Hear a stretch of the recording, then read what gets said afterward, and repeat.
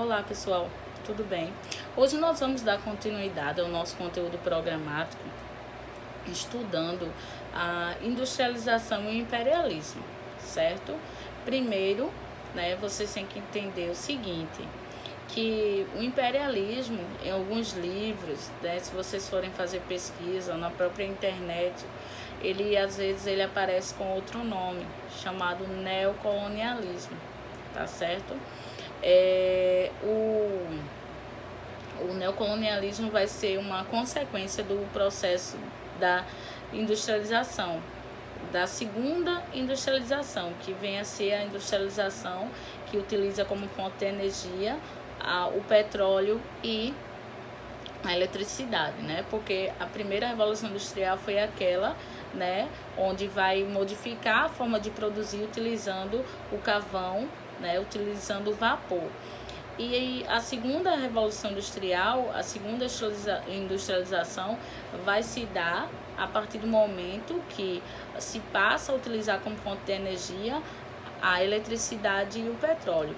Com a utilização da eletricidade e do petróleo, você vai ter um aumento muito grande, certo? Um aumento da produção. Então, os países da Europa Ocidental, certo? Os Estados Unidos e o Japão são essas localidades aí, esses continentes, no caso, esses países, é que vão desenvolver essa revolução industrial. Eles vão estar à frente dos demais países e por isso vão ser mais ricos, vão ser mais importantes, mais poderosos, vão ter indústrias, certo? As indústrias mais potentes, indústrias mais importantes, certo? E essas indústrias vão passar a dominar o mundo, vão passar a dominar os demais continentes, os demais países que não estão em posse da mesma tecnologia, da mesma riqueza que eles, tá certo?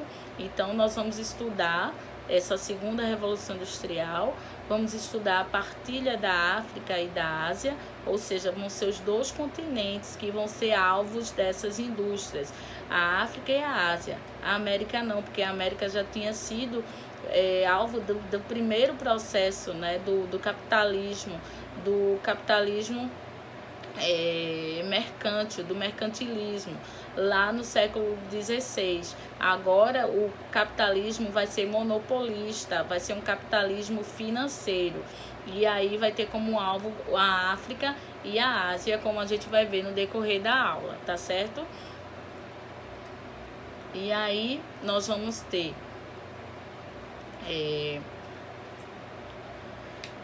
como eu disse para vocês, a segunda revolução industrial ela vai se dar no século XIX, mais especificamente no ano de 1860, certo? E ela vai se dar em um momento do capitalismo monopolista, ou capitalismo financeiro, tá certo? Que é justamente esse capitalismo financeiro, justamente essa dinâmica de bancos, de créditos, de financiamento, de investimentos, tá certo?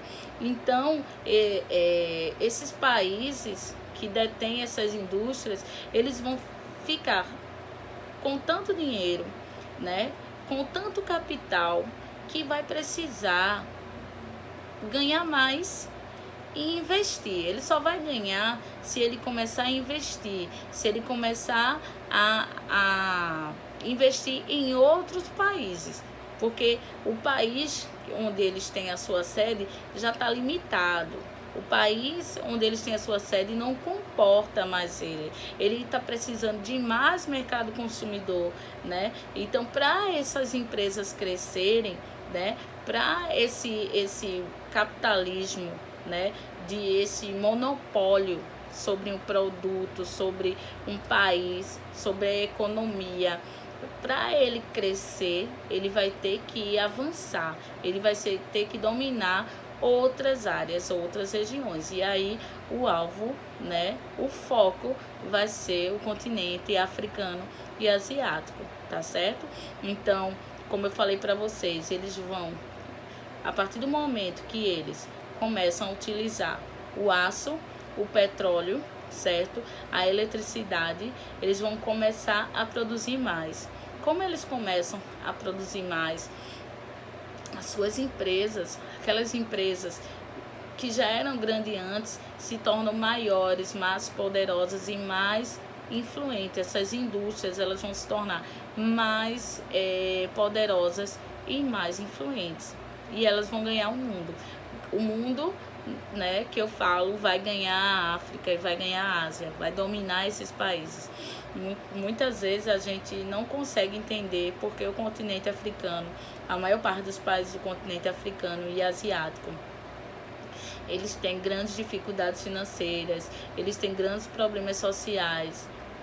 Mas a explicação para essas dificuldades, esses problemas econômicos e sociais está justamente nessa aula, está justamente nessa política do imperialismo, né, de dominação econômica de outros países, de outro continente, tá certo? Eles dominaram a África, dominaram a Ásia, desrespeitando cultura, desrespeitando hábitos, etnias, né? Cada um tomando posse de países como se eles não tivessem soberania, como se eles não fossem donos deles mesmos, sabe? Como se fossem terrenos que tivessem vazios. Eram comunidades tribais, eram comunidades que já estavam organizadas e mesmo assim não tiveram sua soberania respeitada por esses países da Europa Central, Estados Unidos e Japão, tá certo? Então, você vai ter, eles vão dominar o continente asiático e vão dominar o continente africano com a desculpa da civilidade, tá? Eles vão dominar outros povos, muitas vezes até usando violência, mas com o discurso civilizador do homem branco que estava levando a civilidade para essas populações nativas.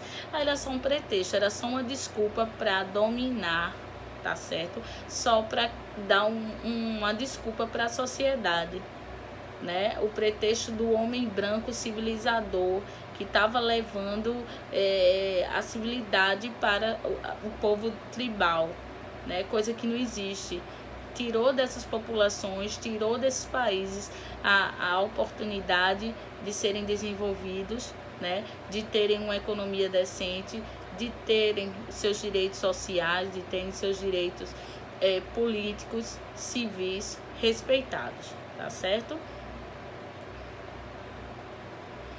E aí você vai ver o que é que essas indústrias poderosas, influentes, o que é que eles queriam, o que é que eles buscavam na África e na Ásia?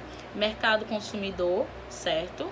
Matéria-prima para suas indústrias, para crescer ainda mais, fontes de energia como o petróleo.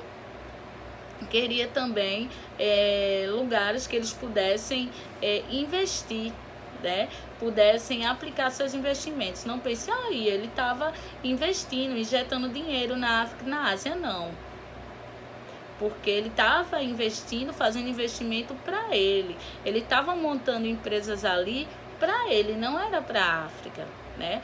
É aquela ideia errada que a gente tem de que uma multinacional está abrindo uma empresa no nosso país, isso é bom para a gente. Isso é uma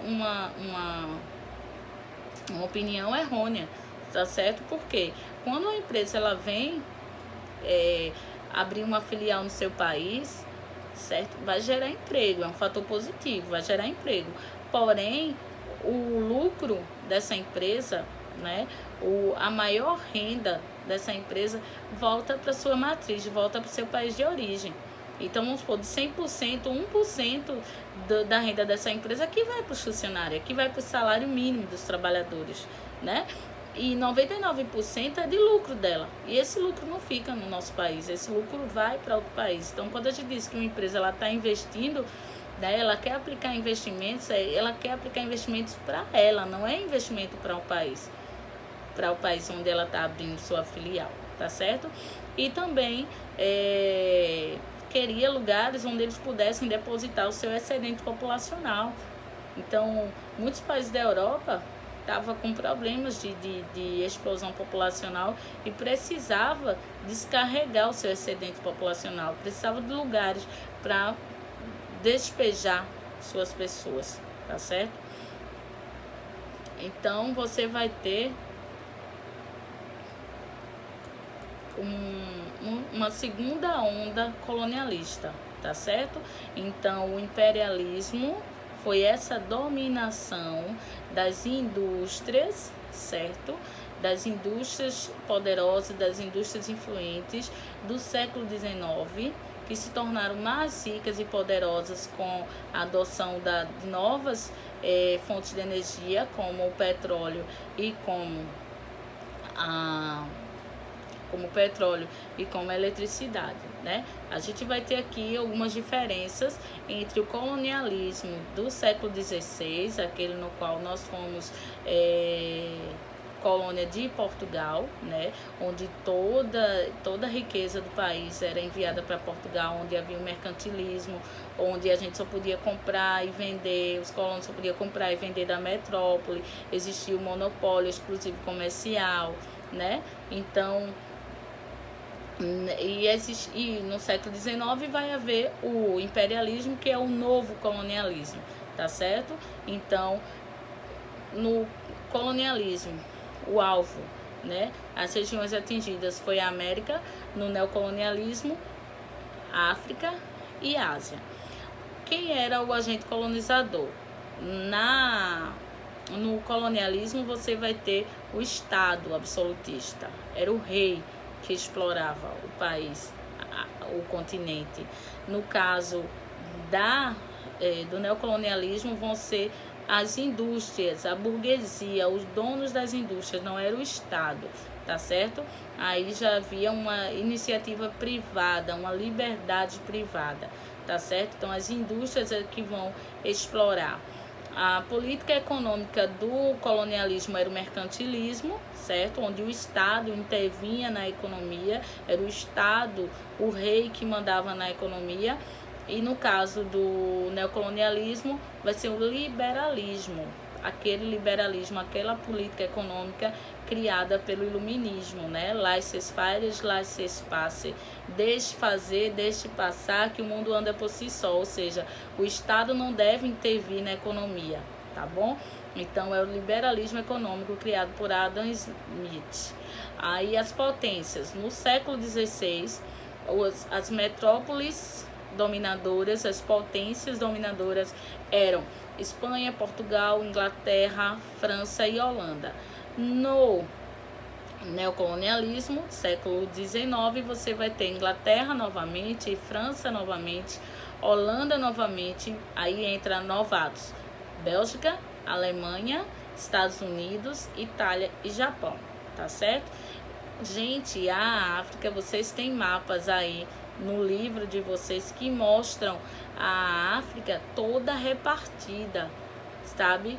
Tem uma figura que mostra eles dividindo a África como se fosse uma pizza, cada um pegando seu pedaço, a Espanha pegando pedaço, a Alemanha pegando outro pedaço, a Inglaterra pegando outro pedaço. Minha gente, e a população desse país, e as culturas desses países? Muitas vezes os limites, né?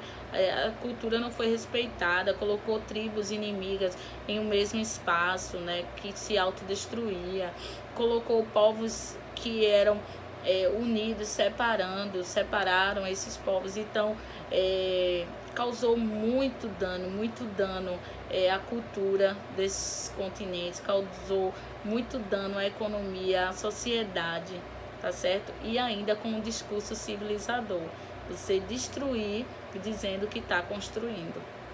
E os objetivos, né? Os objetivos do colonialismo do século XVI era a exploração comercial, né? Era buscar especiarias, buscar metais preciosos. Lembra quando eles vieram para o Brasil logo procurando metal precioso? Escravos. E no século XIX, com o neocolonialismo, foi o que eu falei para vocês, né? Eles buscavam matéria-prima, locais para aplicar investimentos, né? Mão de obra barata, mercados consumidores e fornecedores, tá certo? Então, gente, nós vamos continuar. Essa aula ela é muito extensa, tá certo? Ainda falta ver, ainda desse capítulo, a gente vai estudar algumas revoltas, né, que ocorreram tanto na África quanto na Ásia e a dominação bem específica de algumas localidades. Então a gente vai estudar na próxima aula a revolta dos Boer, a gente vai estudar o apartheid e a revolta dos cipais, tá certo? Eu vou colocar as atividades, as páginas do livro e também as da plataforma separado, tá certo? Porque vocês não vão poder responder o livro todo, uma vez que eu só trabalhei os conceitos principais. Faltam algumas revoltas a se trabalhar. Bom estudo, pessoal!